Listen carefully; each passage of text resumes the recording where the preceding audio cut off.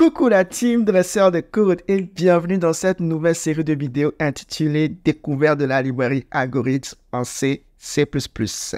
Dans cette série de vidéos, on va pouvoir parcourir la librairie algorithme, on va découvrir les différentes fonctions préfaites, très puissantes, très intéressantes qu'elles regorgent.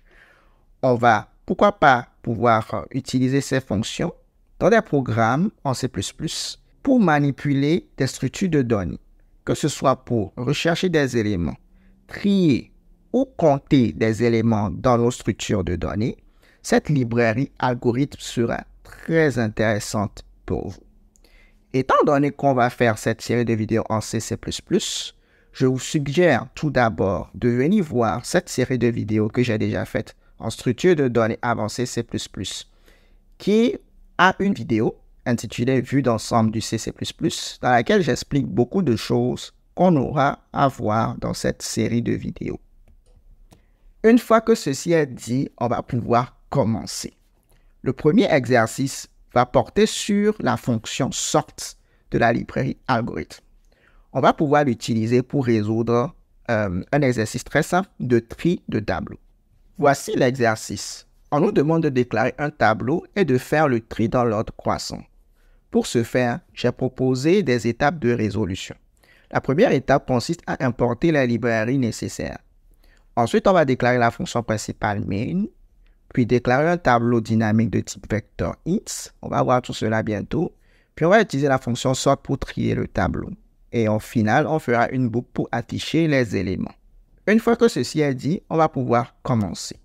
Je me retrouve maintenant dans mon éditeur de texte Visual Studio Code. J'ai déjà créé ce fichier sort.cpp dans lequel on va écrire notre code. Avant même de débuter, j'aimerais que vous veniez ici au niveau d'extension et que vous cherchiez C++ Extension Pack. Donc cette extension C++, moi je l'ai déjà installée, va nous aider beaucoup dans l'écriture de nos différents programmes C++. Donc, en l'occurrence, il va pouvoir nous aider à retrouver facilement les fonctions de la librairie algorithme.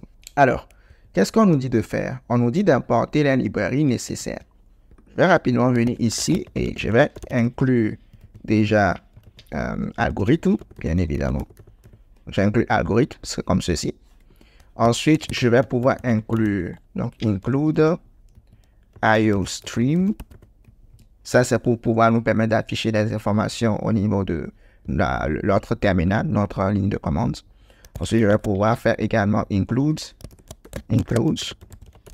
vector. Donc, vector, c'est pour gérer nos tableaux dynamiques. Maintenant, je vais pouvoir faire inter main, donc comme on nous l'a dit de le faire, de déclarer la fonction principale main, return 0 à la fin, comme on a l'habitude de le faire. Je vous conseille de venir revoir cette vidéo. Très bien. Maintenant, qu'est-ce qu'on nous dit? On nous dit de déclarer un tableau dynamique de type vector int.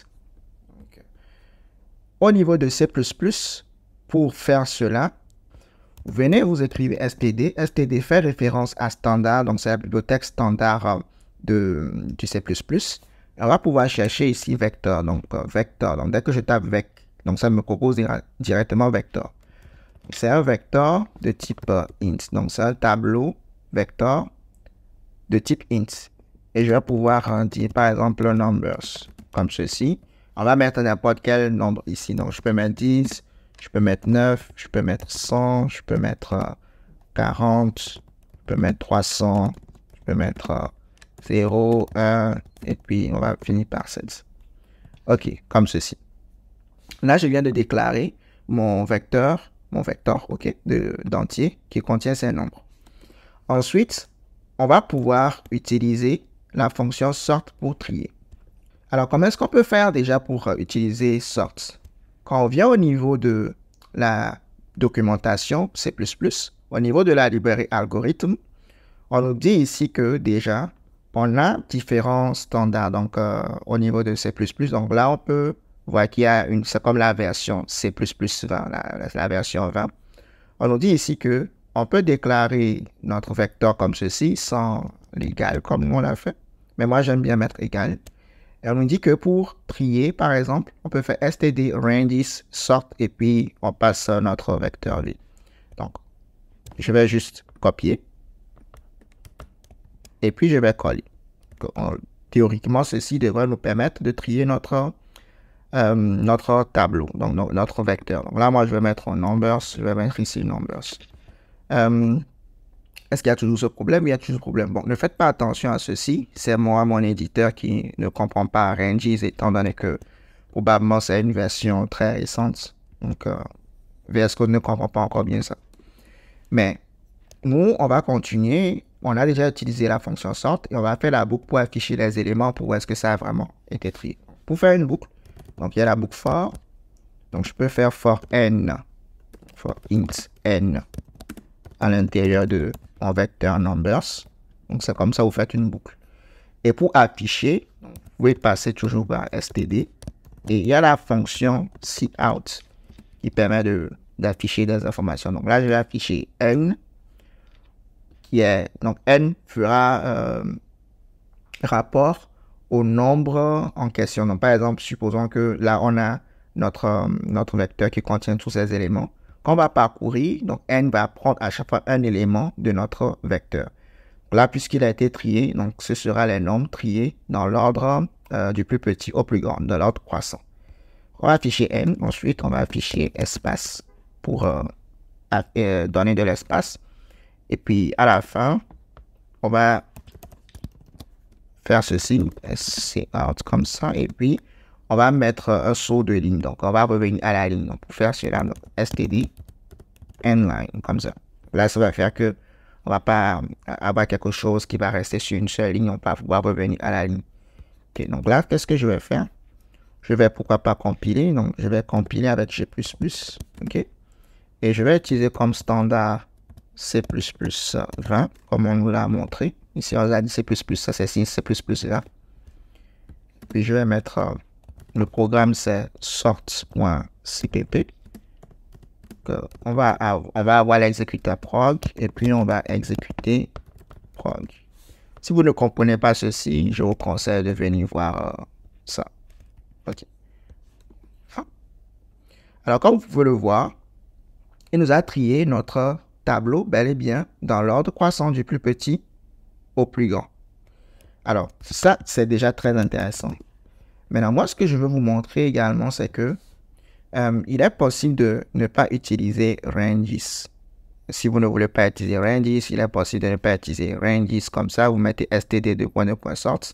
Mais là, vous voyez qu'il y a un problème. Donc, c'est le sort là. Et en fait, vous devez lui passer à partir de où vous voulez trier votre tableau et jusqu'à où vous allez vous arrêter dans votre tri. Je vais faire quelque chose vite fait là. On va voir, ça va marcher et puis je vais vous expliquer. Je vais mettre ici begin.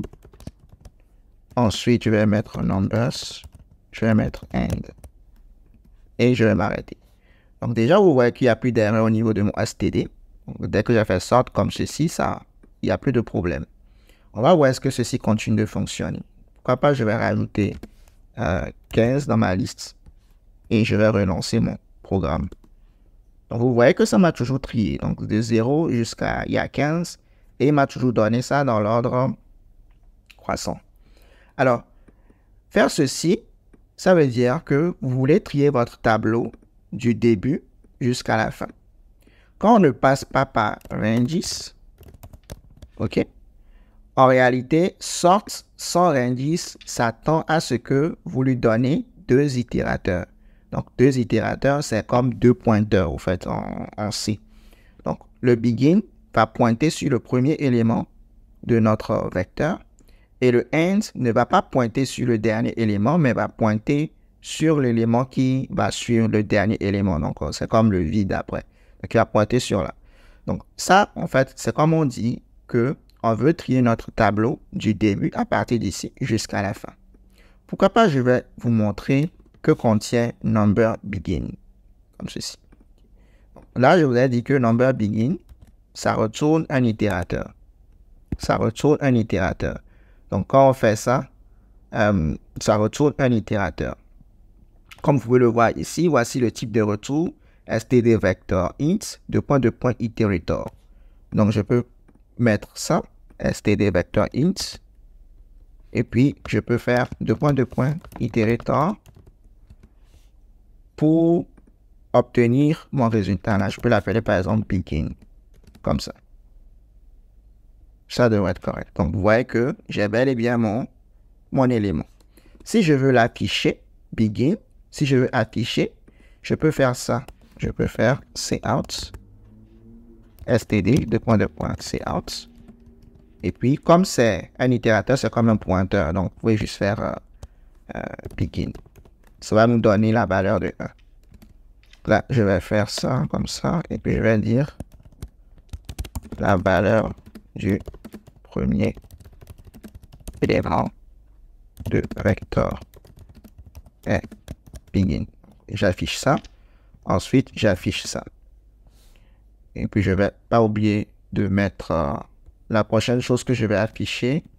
Ce sera un saut de ligne. Comme ceci. Et je vais continuer comme ça. Je vais encore copier, coller. Je vais mettre vecteur trié. Vecteur trié dans ordre croissant. De points. J'affiche mon vecteur trié et ensuite je reviens à la ligne. Comme ceci. Donc, très bien. Là, je fais ça. Hop. Et voilà. Donc là, ça, on a notre vecteur. On le trie. Là, j'essaie de montrer... Là, j'essaie de montrer la valeur qu'il y a dans de begin. Qu'est-ce que ce begin là, ce numbers begin là, c'est? Donc, ça va pointer sur le premier élément de notre vecteur. On peut avoir la valeur comme ceci et voilà. On va voir. Vous voyez? Donc là, ça nous dit que la valeur du premier élément de vecteur est 0. Pourquoi c'est 0? Tout simplement parce que on a eu à trier notre tableau avant de maintenant chercher begin. Donc, vu qu'on a trié notre tableau, notre premier élément n'est plus 10, mais c'est bel et bien 0. Si j'avais fait ceci d'abord, si par exemple j'avais fait ça avant de trier, vous allez voir qu'il va me dire que c'est 10. Vous voyez, le premier élément de vecteur est 10. Si j'essaie maintenant, au lieu de ça, je veux maintenant avoir plutôt le last. Si je fais ça, et je fais ça, et je viens, je mets la valeur du premier élément, donc, oups, c'est pas last, c'est end. Ok.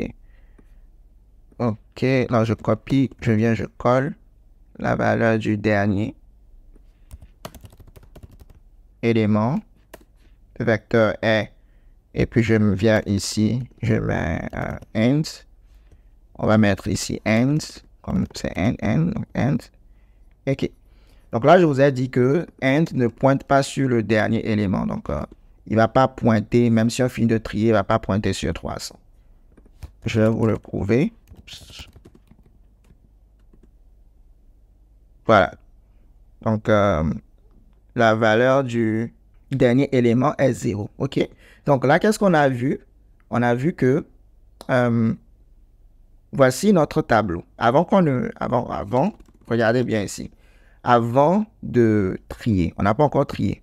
OK? Donc, là, le 0, il est là. Donc, théoriquement, si le end avait une valeur, c'est censé nous afficher quoi? C'est censé nous afficher 15 et non 0.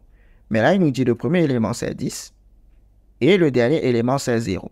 En réalité, ce n'est pas 0 parce que ça pointe sur nul. Notre end pointe sur nul et comme il n'y a rien, il a supposé que c'est 0. Donc, il a comme initialisé ça à 0. Pour vous prouver que ce n'est vraiment pas notre 0 d'ici, ici dans notre vecteur, je vais le retirer et puis vous allez voir qu'on aura toujours ce 0. Vous voyez? Donc, il y a toujours le dernier élément, c'est 0 et puis dans notre vecteur trié, il n'y a pas de 0. Donc, clairement, ça ne provient pas du 0 qui avait avant. OK? Et une chose que vous devez aussi savoir, c'est que si vous souhaitez plutôt trier votre vecteur en commençant du premier élément, mais vous ne voulez pas arriver jusqu'à la fin, peut-être que vous voulez arriver à par exemple ici. Donc, pouvez commencer, vous êtes donc begin, donc c'est le début. Vous pouvez faire plus 1, plus 2, plus 3. Donc ça, c'est 0. Donc vous ajoutez plus 1, donc là, plus 2, plus 3, plus 4. Donc si je viens ici, je peux faire begin, ok, plus 2. Là, je viens, je lance. Donc vous voyez que ça m'a trié 9 et 10, mais ça n'a pas trié le reste. Si je viens, je veux les 3 premiers éléments, je veux aussi 3. Là, bon, vous n'allez pas le sentir parce que c'est 10, 100 et puis... Là, c'est 19 et puis 100, mais... Qu'en est-il de si je viens, je mets par exemple moins 1, ok? Donc là, on va trier 10, 9 et moins 1, et puis le reste, on s'en fout. Je relance. Vous voyez que ça commence par moins 1, ensuite 9, et puis 10, et puis le reste, on s'en fout. Okay? Donc là, c'est un peu ça la fonction sort de notre librairie algorithme.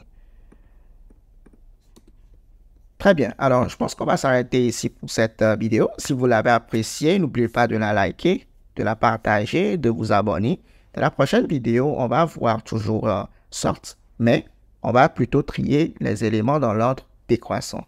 D'ici là, portez-vous bien. On se dit à la prochaine. Peace.